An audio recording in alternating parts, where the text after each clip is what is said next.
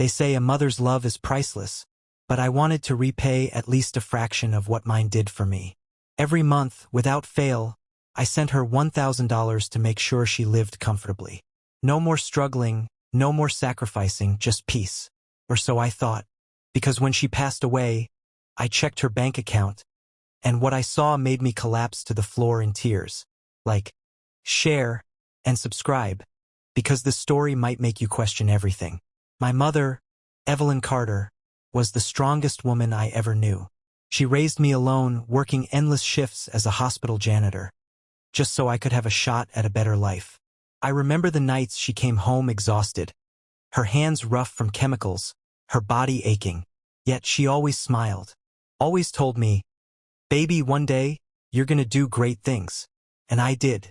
I built a career, made money, and got everything she ever wanted for me. But the first thing I did when I became successful wasn't buying a big house or a fancy car. It was making sure my mother never had to struggle again. For 3 years, I wired her $1,000 every month, directly into her bank account. I'd call her and ask if she needed anything, but she always laughed and said, "Baby, you already do too much." I trusted her completely. I had no reason to check, no reason to doubt that my money was being used to make her life better. But then, a week before her 68th birthday, I got the call.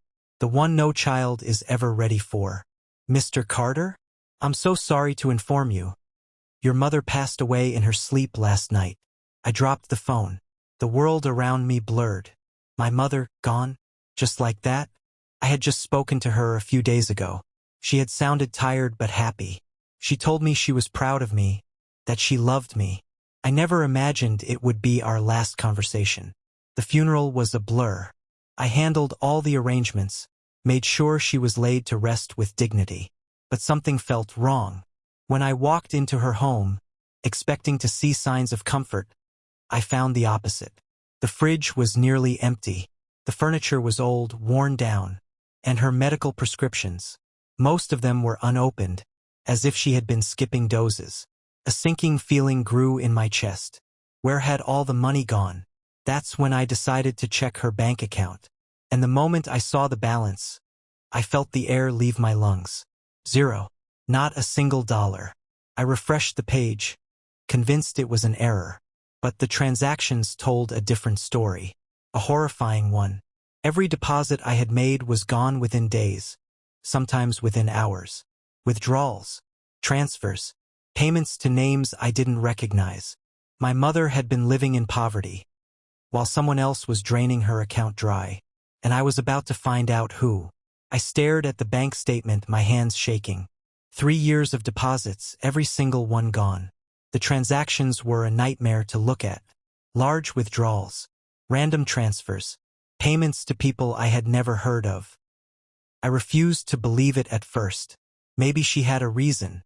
Maybe there was something I didn't know. But then I thought about the empty fridge, the worn-down furniture, the unopened medicine.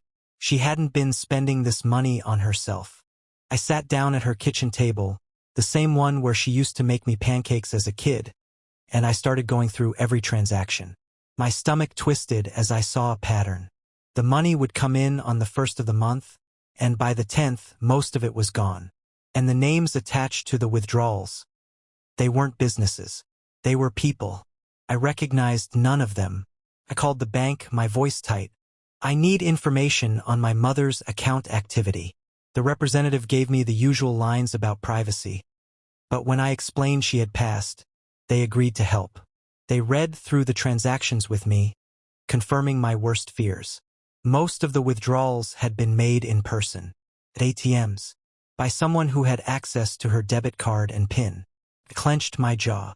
My mother barely left the house in the past year. She had been too weak, too tired. There was no way she was running to the bank multiple times a week. Someone had been taking her money, and not just a little, all of it. The final transactions were just days before she passed. A $400 withdrawal at an ATM. A $200 transfer to a name I didn't recognize. A series of smaller payments to a utility company, not hers. I gripped the edge of the table. Who had access to her account? Who had been using her money while she struggled? I needed answers. And I knew exactly where to start. Couldn't breathe.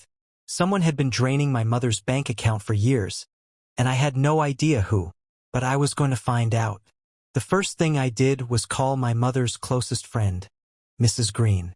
She had lived next door to my mother for over a decade, always checking in on her. If anyone knew what had been going on, it was her. When she answered, her voice was soft, almost hesitant. "Oh, sweetheart, I'm so sorry about your mother. She was a wonderful woman." "Mrs. Green," I said, trying to steady my voice. "Did my mother ever mention struggling with money?" There was silence on the other end. Then, she sighed. I didn't want to say anything, but yes, she seemed worried about money all the time. She was always late on her bills, always saying she had to make do. I told her to ask you for help, but she always brushed it off. I gritted my teeth. "She shouldn't have needed to ask, Mrs. Green. I sent her money, every single month." Another silence. Then, quietly, she said, "Oh, sweetheart, I think you need to talk to Michael." Michael, my cousin, my mother's nephew. My blood ran cold. I hadn't spoken to Michael in years. He had always been trouble, borrowing money he never repaid, making excuses, bouncing from job to job. My mother, though, she loved him. She had raised him for a few years after his parents passed away, treated him like a son. Had he been the one taking her money? I needed proof. I dug through my mother's paperwork, looking for anything that connected him to her finances. And then I found it. A stack of crumpled ATM receipts in her nightstand. They all showed the same pattern. Large cash withdrawals, always from the same ATM near Michael's apartment. I clenched my fists. Michael had been stealing from her, and I was about to confront him. I drove straight to Michael's apartment, my hands gripping the steering wheel so tight my knuckles turned white. My heart pounded, a mix of anger and disbelief raging inside me. How could he do this? How could he steal from the one person who had loved him unconditionally? When I reached his building, I didn't bother knocking. I banged on the door so hard the whole hallway seemed to shake. Took a few moments before the door cracked open, and there he was, Michael. His eyes widened when he saw me, but then he forced a lazy smile. "Hey man, long time no." I shoved the bank statements in his face. "Explain this." The smile disappeared. He glanced at the papers, then looked away. "I don't know what you're talking about." I stepped closer, barely containing my rage. "Don't lie to me, Michael." I traced the withdrawals.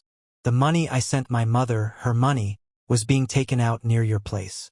"You think I wouldn't notice?" He swallowed hard, his face turning pale. "Look, I can explain." "Then do it." My voice was sharp, cold. Michael ran a hand through his greasy hair and exhaled. She gave it to me." I felt like I had been punched in the gut. "What?" "She knew I was struggling, man. I lost my job. I had debts. She helped me out." His voice cracked, but I wasn't buying the act. "She told me she didn't need much, that she was fine." I shook my head in disgust. "She wasn't fine, Michael. She was skipping meals. She wasn't taking her medication. She was suffering while you drained her account dry." His expression shifted from guilty to defensive. "It wasn't like that. She wanted to help. She didn't tell me she was struggling. What was I supposed to do? Say no?" I took a deep breath, trying to steady myself. "Yes, Michael. You were supposed to say no. You were supposed to take care of her, not rob her blind." Tears welled in his eyes, but I didn't care. He had let her down in the worst way possible, and nothing he said could change that. I turned to leave, but before I stepped out, I said one last thing. "You took everything from her, and now you'll have to live with that." I walked away, the weight of the truth pressing down on me. But there was still one more thing I had to do. I had to find out if my mother had known the full extent of what was happening, or if Michael had been lying to her, too. I left Michael's apartment feeling hollow, my mother's suffering weighing on me like a stone. She had spent her last years in quiet struggle, believing she was helping someone she loved, while he took everything from her. But there was still one question I needed answered. Did she know? Did she willingly give him the money, or had he manipulated her? I went back to my mother's house, sat at her old kitchen table, and started looking through her things. Bills, letters, little notes she had written to herself. And then, tucked inside a worn notebook, I found it. A letter, addressed to me. My hands trembled as I unfolded the paper, the words written in her familiar, careful handwriting. My sweet boy, if you're reading this, it means I'm no longer with you. And I know you're probably angry. I know you sent me money to take care of myself, to make my life easier. And I need you to know that I am grateful, so grateful. But I also need you to know that I made a choice. Michael came to me desperate, and I couldn't turn him away. I couldn't watch him fall apart. I thought if I just helped him a little, he would get back on his feet. But he kept needing more, and I kept giving. I never told you because I didn't want you to worry. I didn't want you to hate him. I just hoped he would change. I'm sorry if this hurts you, but please, don't let anger consume you. I had a good life, baby. I had you, and that was more than enough. Tears blurred my vision as I finished reading. My mother had known. She had known, and she had still given everything she had. I clenched my jaw, my heart breaking all over again. She had suffered, but not because she was blind. She had suffered because she chose love, even when it cost her everything. I wiped my face and folded the letter carefully, pressing it against my chest for a moment. My mother was gone. The money was gone. And there was nothing I could do to change that. But there was one thing I could do. I could make sure no one ever took advantage of me or anyone I loved again. I walked out of that house with a new resolve. The pain would always be there.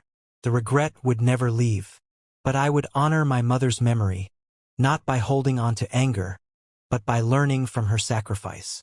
Love is powerful, but love without boundaries can destroy, and I would never let that happen again.